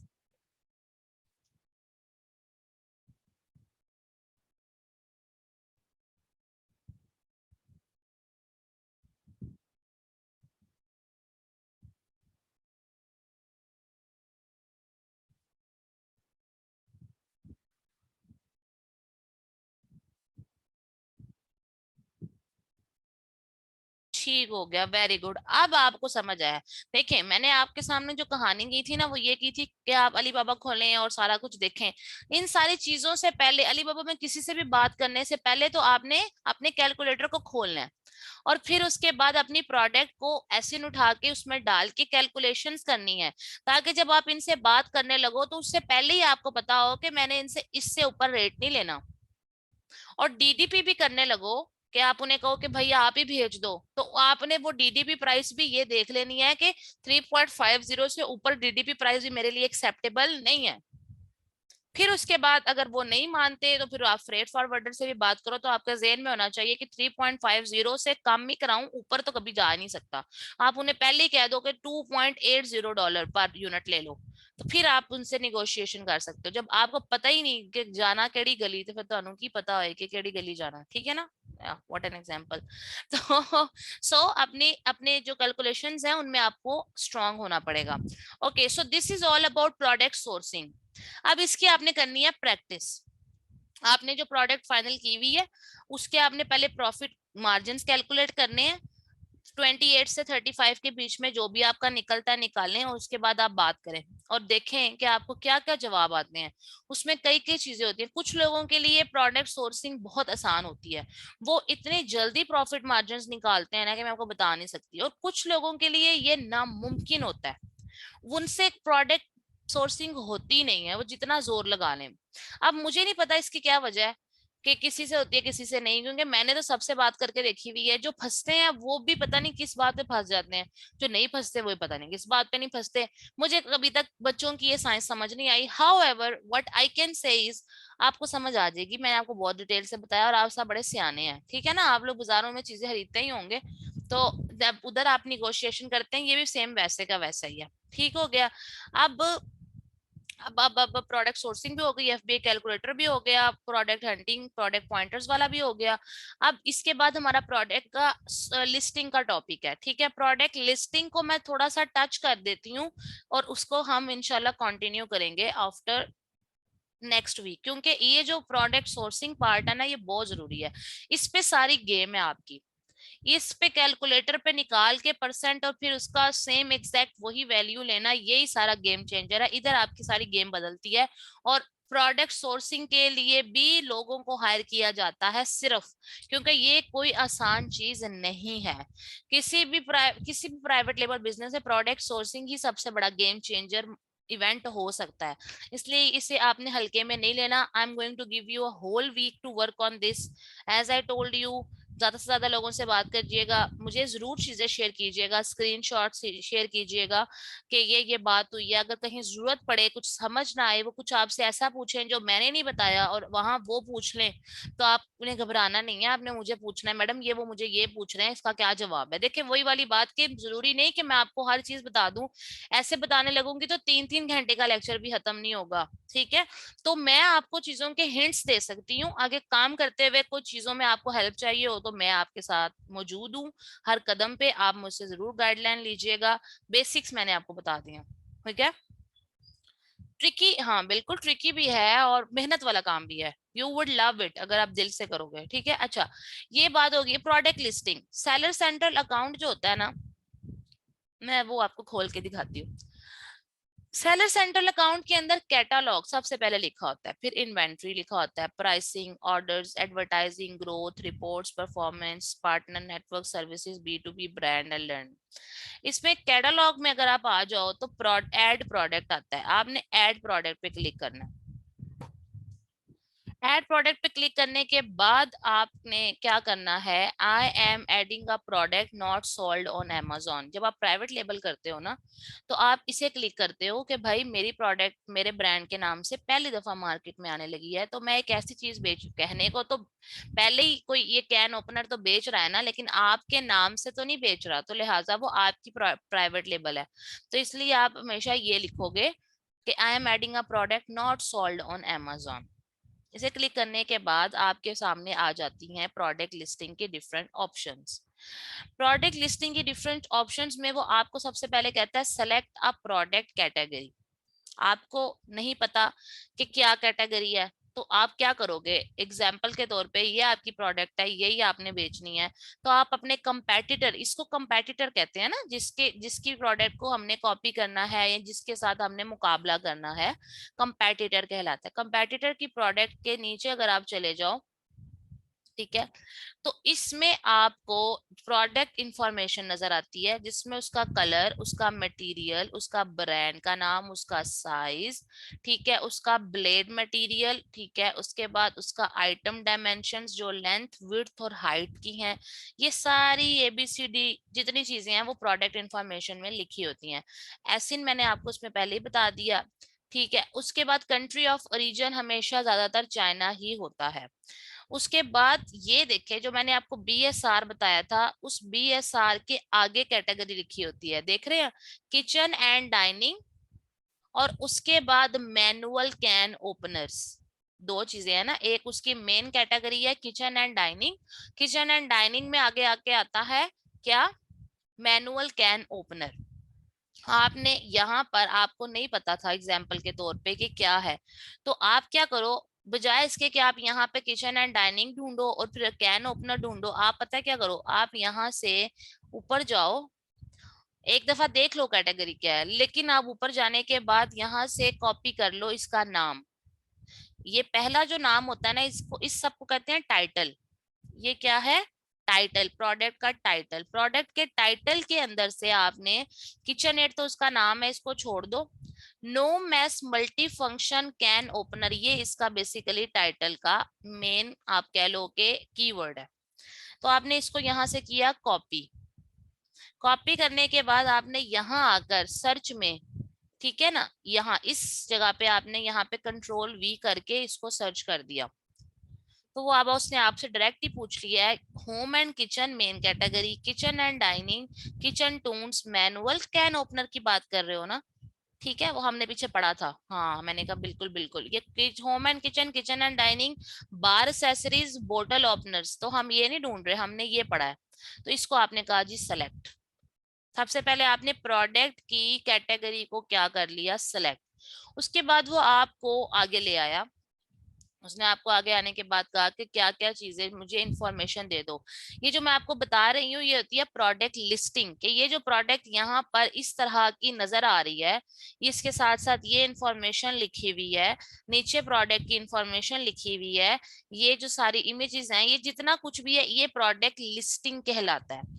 प्रोडक्ट लिस्टिंग भी एक बहुत बड़ा गेम चेंजर होता है। जब आप ज्यादा से ज्यादा प्रोडक्ट की इंफॉर्मेशन शेयर करोगे तो कस्टमर को चीजें समझने में आसानी होगी कि ये प्रोडक्ट क्या है, ये कैसे काम करती है। सिंपल बात है ना, आप और मैं, हम दराज पे शॉपिंग करते हैं, जिस प्रोडक्ट के बारे में यही ना लिखा हो कि उसका कपड़ा जो है वो कॉटन है, वो लीलन है, वो खद्दर है, मैं उसे कैसे बाय कर लूं। I am giving you example, right. मुझे साइज में अगर कोई एक्सेल स्मॉल या मीडियम की बजाय 12, 14 या 16 लिख दे, अक्सर लोगों को ये नहीं पता होता 12, 14 और 16 साइजेस का क्या मतलब होता है, 10, 12 एंड 14 का भी क्या मतलब होता है, वो तो कंफ्यूज हो जाएगा, वो तो नहीं खरीदेगा। तो अगर कोई 10, 12, 14 के साथ एक्सेल, मीडियम या स्मॉल लिख दे, थोड़ा आसान हो जाता है। और कुछ लोग ऐसे होते हैं सेलर्स जो साथ में प्रॉपर चार्ट देते हैं, बड़े बड़े ब्रांड्स पे आपने देखा होगा कि वो बताते हैं कि इसका मतलब है चेस्ट इतनी है, आर्म का साइज इतना है, कॉलर साइज इतना है, ठीक है, वेस्ट इतनी है, विड्थ इतनी है, फला इतना है, टींग इतना है। तो हमें आसानी होती है कि यार मैं चेक, बाद लोग फटाफट इंची स्टेप से चेक भी कर लेते हैं कि क्या वाकई मतलब मेरा साइज यही है। सो कस्टमर को आसानी पसंद है क्योंकि लोग आसानी दे रहे हैं। तो अगर आपने प्रोडक्ट को देखा और आपने आगे देखा, ठीक है, और अगर कोई ऐसी चीज हो जिसके अंदर उसकी वीडियो बनी हुई हो और वर्किंग भी दिखा रहे हो, तो लोग उस चीज को ज्यादा पसंद करेंगे। ये तो मैंने एग्जांपल खोली हुई है ना, हम कैन ओपनर की ही कोई और अच्छी सी एग्जांपल आपको सामने मैं दिखा देती हूँ, मेरे कहने का मतलब भी आपको समझ आ जाए। ओहो, कैन ओपनर,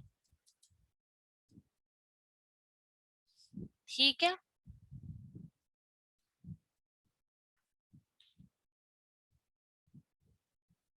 इसको देख लेते हैं। जस्ट एग्जाम्पल के तौर पे लिस्टिंग की इंपॉर्टेंस बताना चाह रही हूँ। अब ये भी कैन ओपनर है, इसने क्या किया है, इसने ये तस्वीर दी है, फिर उसके बाद उसने अगली तस्वीर में ही देखे, उसने कितना खोल के बता दिया है कि जी इसके अंदर ये पार्ट्स हैं। हालांकि कस्टमर को तो इससे कोई कंसर्न नहीं, लेकिन फिर भी उसने इतनी इंफॉर्मेशन दी है। उसके बाद नेक्स्ट उसने बताया है कि ये मल्टीपल यूज हो सकता है, आप इससे बॉटल खोल सकते हो, आप इससे ये वाला जो कोई स्क्वायर कैन है, राउंड कैन है, ठीक है, कोई आपने ड्राई लिड ओपन करना है वो है। उसके बाद उसने उसके बाद फंक्शनिंग करके दिखाई है पिक्चर्स में। देखें, इसको ऐसे रखें, इसको ऐसे घुमाएं, इसको इधर से फिक्स करें और इसको ऐसे खोल लें। उसके बाद नेक्स्ट इमेज आपको नजर आ रहा है, आगे भी उसने उसको उस तरीके से शो करके दिखाया है कि अंदर क्या क्या कुछ होता है। नेक्स्ट उसने उसकी फंक्शनिंग को बताया है कि ये 4-in-1 मल्टी फंक्शनल है, ठीक है, और ये इस तरह से है। अच्छा, कुछ लोग वीडियोस भी अपलोड करते हैं और उन्होंने उसको किचन में लटका के भी दिखाया है कि ये देखें जी, आप अपने किचन में इस तरह से इसको इस्तेमाल कर सकते हैं, ठीक है। So this is called good listing, ठीक है, गुड प्रोडक्ट लिस्टिंग। हमने भी अपनी, और ये देखें, ये भी इमेजेस लगाए हुए हैं प्रीमियम क्वालिटी, ये बड़े बड़े इमेजेस उन्होंने ग्राफिक डिजाइनर से डिजाइन कराए हुए हैं। ग्राफिक डिजाइनर्स हायर करते हैं, जो पाकिस्तान में बहुत अच्छे ग्राफिक डिजाइनर्स हैं, आप उनसे काम करा सकते हो, वो ये सारा कुछ आपका डिजाइन कर देते हैं। और प्रोडक्ट के इमेजेस वगैरह जो है ना, वो आपको आपका सप्लायर जो होता है ना वो भेज देता है, ठीक है। या आप प्रोडक्ट को अपने पास भी मंगवा के शूट करा सकते हो, या ग्राफिक डिजाइनर को भेज के वहां भी शूट करा सकते हो, अगर वो करते हैं, वो आगे की बातें हैं। खैर, लॉन्ग स्टोरी शॉर्ट, ये उसका टाइटल है, ठीक है। अब यहाँ पर आके आपके पास वाइटल इन्फो, वेरिएशंस, ऑफर और इमेजेस आता है, ठीक हो गया। वेरिएशंस को उसने सबसे पहले टच किया, वो हम बाद में देखेंगे। तो वो अब आप यहाँ से आपसे पूछता है प्रोडक्ट आईडी क्या होती है। प्रोडक्ट आईडी क्या होती है ये मैं आपको नेक्स्ट क्लास में बताऊंगी, क्योंकि अब इंफॉर्मेशन बहुत ज्यादा हो जाएगी और आपके दिमागों का भरता बन जाएगा, ठीक है। तो let's just stop it here. मैंने आपको थोड़ा आइडिया दे दिया लिस्टिंग क्या, ठीक है, ये हम नेक्स्ट में ही करेंगे, क्योंकि अभी सोर्सिंग का बहुत ज्यादा काम है। तो अभी आप लोगों को समझ आया, कुछ मजा आ रहा है, टफ तो नहीं लग रहा ज्यादा?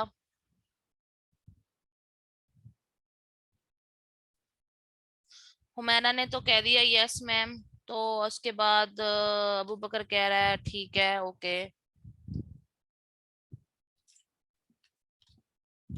अल्लाह अकबर, अच्छा ठीक है। हाँ नहीं, लिटिल बिट नहीं समझ आपको सारा आएगा, रिवाइज करोगे ना तो आपको सब समझ आएगा। रिवाइज में मेरे मुंह से निकली हुई हर बात को रोक रोक के आपने लिखना है, और उसके बाद अपने दिमागों में बिठा लेना है जैसे चलता फिरता एनसाइक्लोपीडिया हो। चीजों को ऐसे याद कर लें अभी से कि वो आपको रिवाइज करने की जरूरत ना पड़े। कोशिश करें ज्यादा से ज्यादा चीजें आपके दिमागों में बैठ जाएं, ताकि ये ना हो कि आपको कोई कुछ पूछे तो आप फटाफट अपने नोट्स ओपन करें, हो कहाँ लिखा था कहाँ लिखा था। No, give time. देखिए, पूरा एक हफ्ते की ब्रेक देने का मतलब ये नहीं होता कि मैं क्लासेस नहीं दे सकती, मैं आपको क्लास कल भी दे सकती हूँ, ठीक है, लेकिन मैं आपको क्यों ब्रेक देती हूँ, मैंने ये कोर्स 2 महीनों पे क्यों रखा हुआ है, एक्सटेंड किया हुआ है, करने को ये 1 महीने में भी खत्म हो जाता है। वजह, मैं चाहती हूँ कि ये चीजें आपके दिमागों के अंदर बैठ जाएं, आप रोज आधा घंटा घंटा लाजमी दें। ये स्कूल कॉलेज यूनिवर्सिटियों वाला हिसाब मत कीजिएगा कि आप 1 नाइट स्टडी करें, ये कोई 1 नाइट स्टडी का सीन नहीं है, ये आपके दिल से निकलने वाली चीजें हैं जो आपने दिल से समझनी है, दिमागों में बिठानी है और मुंह से बोलनी है। अब आप लोगों का टेस्ट भी होगा इंशाल्लाह ताला प्रोडक्ट लिस्टिंग होने के बाद, ठीक है। उसके बाद हमारा पीएल खत्म हो जाएगा, तो मैं आप लोगों को एक टेस्ट भी होगा, उस टेस्ट के अंदर रिटन टेस्ट नहीं होगा, वो आज जैसे मैंने आपको अनम्यूट किया है और हमने एक दूसरे से क्वेश्चनिंग की है, मैं वैसे ही आप लोगों को अनम्यूट करूंगी और मैं आपसे चीजें पूछूंगी। और जो एक्स्ट्रा इन्फॉर्मेशन इकट्ठी करने का कहा है मैं उसकी लिस्ट भी दूंगी, वो भी आप लोगों ने साथ साथ करनी है। और फिर आप लोग जो है इंशाल्लाह मुझे टेस्ट देंगे, it would be like an interview. हम ऐसे ही बैठेंगे और एक दिन हम ऐसे बैठ के एक दूसरे से, मैं आपसे सवाल पूछूंगी, आप जवाब देंगे, मुझे अंदाजा होगा कि आप कितने पानी में हैं, ठीक है। तो इसलिए आप लोगों को वेरी वेरी गुड लक, ख्याल रखें, नमाज में मुझे याद रखा करें, और बहुत बहुत बहुत बहुत ज्यादा दुआ किया करें मेरे लिए, मेरी सेहत के लिए, क्योंकि जब तक मैं जिंदा हूँ तब तक मैं आपके साथ हूँ, जिस दिन मर गई उस दिन अल्लाह ही हाफिज है। तो आप सबका फिर हाँ मैं भेज दूंगी, I will prepare it for you, क्योंकि मैंने आज से पहले ऐसा नहीं किया, मैंने कभी टेस्ट भी नहीं लिया, मैं आपको फ्रैंकली बता रही हूँ ना, मैंने कभी किसी को एक्स्ट्रा इन्फॉर्मेशन ढूंढने के लिए कहा है, मैं कहती हूँ पर्सनली, लेकिन मुझे अंदाजा हो रहा है कि फिर स्टूडेंट्स जो होते हैं ना थोड़ा लाइट ले लेते हैं। पहले मैं कहती थी ये रवायती तालीम नहीं है जिसमें मैं लिखूं नोट्स बनाओ, अक्सर लोग नहीं बनाते हैं, साफ सी बात है, लेकिन अब मुझे एहसास होता है कि जो नहीं बनाते वो ना बनाए, लेकिन जो बच्चे बनाना चाहते हैं उनको फिर मैं थोड़ा सा ना रवायती तालीम की तरह भी लेके चलूं। तो इसलिए आई एम फोर्सिंग इट के मैं टेस्ट भी लूंगी और मैं आप लोगों को एक्स्ट्रा इन्फॉर्मेशन के क्वेश्चंस भी दूंगी, और वो फिर आप with the passage of time कीजिएगा।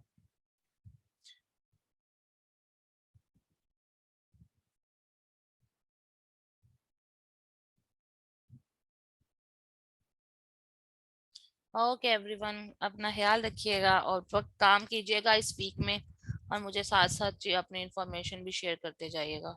Thank you so very much. Allah Hafiz.